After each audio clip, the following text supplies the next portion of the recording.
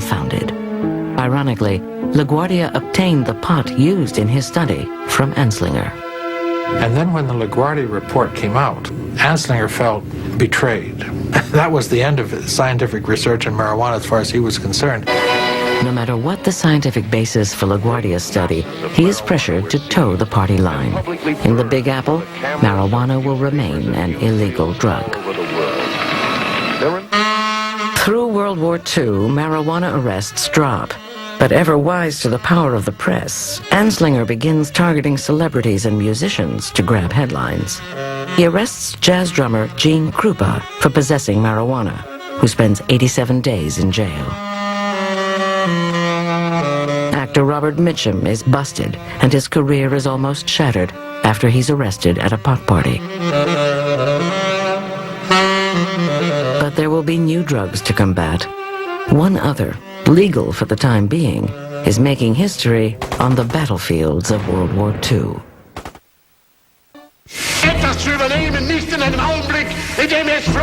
Of all the new technologies Germany uses in the Second World War, one touches the common soldier and the Führer alike. It is the synthetic chemical amphetamine, more commonly known as speed. The Blitzkrieg could just as easily have been called Speedkrieg. Everybody was amazed how fast the German panzer troops rushed across Europe westward towards the lowlands. Couldn't believe they could just keep going night and day and so forth. And it was later learned that they were dispensing large amounts of amphetamines to these troops. Hitler is injected as many as 5 times a day with methamphetamine, a supercharged amphetamine. Scholars claim Hitler's mad rants and blunders were the result of his addiction to the drug. It is also used in the Japanese war effort, given to the Imperial ground forces and kamikaze pilots. The drug of the Axis war machine is a stimulant. It affects the sympathetic nervous system to increase alertness and decrease fatigue. Amphetamines stimulate the adrenal gland to increase spontaneity, initiative, confidence, and a sense of well-being. Amphetamines are commonly associated with appetite suppression, but the drug was first introduced as a lung decongestant, the Benzedrine inhaler, nicknamed Benny in Germany in 1932. It would clear up your sinuses and do a lot of other things. It wasn't long before people discovered that if you break the inhaler and take the cotton swab, the little cotton swab which holds all of the amphetamine, some people just swallowed it whole, other people dissolved it in coffee or what have you. Well, I was just wondering about those bennies and things we've been fooling around with. A Benny. A Benny? You mean a Benzedrine tablet? This method of ingestion is commonly called poppin' bennies. At the time, no one knew how highly addictive and powerful a stimulant amphetamines were. It was quite euphorogenic. It gave people a sense of confidence. Life seemed brighter. You didn't have to sleep as much. You could overcome fatigue. It made doing boring things more interesting. And, of course, weight loss. 1946, amphetamines find their way into post-war society. In Japan, the market is flooded with vast amounts of the drug. In America, housewives take speed to feel better. Amphetamines are to the 50s what opiates were in the past. Truck drivers take them to stay up for days, like dock workers who once used cocaine to work through the night. And artists and writers who used laudanum a century ago now pop bennies for kicks and inspiration. Like author Jack Kerouac, while popping Benzedrine, he writes on the road in 20 days in 1955. Meth's the all-American drug. Meth was invented for Americans. It really embodies all of the values that we hold dear. Industriousness, hard work, basically enthusiasm for accomplishing tasks. It was the most widely prescribed drug in America's history. The appeal of amphetamines cuts across all walks of life. One of the most famous users is the newly drafted Elvis Aaron Presley.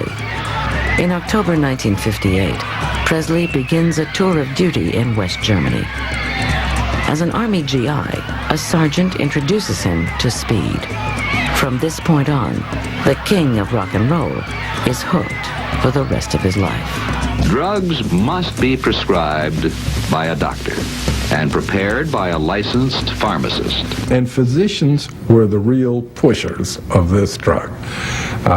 You're a little depressed? Here, let me prescribe some form of amphetamine. You want to lose weight? Here, let me prescribe some amphetamine. You say you don't have enough energy? I mean, the reasons were legion. In 1946, a physician by the name of W.R. Bett published a paper in which he claimed there were 39 medical reasons for prescribing amphetamines. And they were everything from hiccups to schizophrenia. By the 1960s, amphetamine use was a hidden epidemic. On the other hand, marijuana, once kept behind closed doors, is openly used.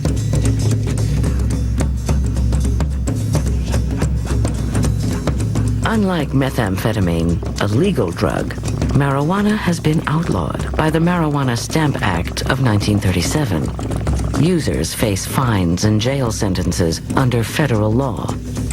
But it is the latest drug fad, the favorite of baby boomers, despite these potentially harsh penalties.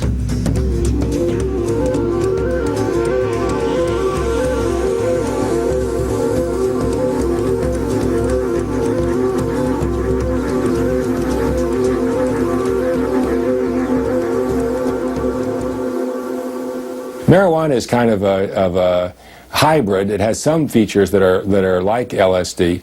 It also doesn't produce physical dependence, and it doesn't produce overdose deaths. And the fact that it doesn't do those two things makes it seem like it's not, quote, an addictive drug. It has an appeal to people who are smart. And who are interested in going beyond the conventional boundaries of their behavior. 33 years after the Marijuana Tax Act, its constitutionality was questioned in the Supreme Court. The man who led the charge to change the law was the man who told a generation to tune in, turn on, and drop out. Timothy Leary.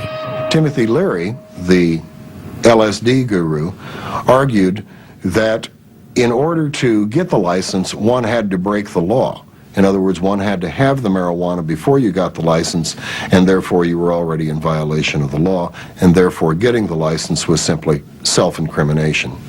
The Supreme Court agreed with him and overturned the law.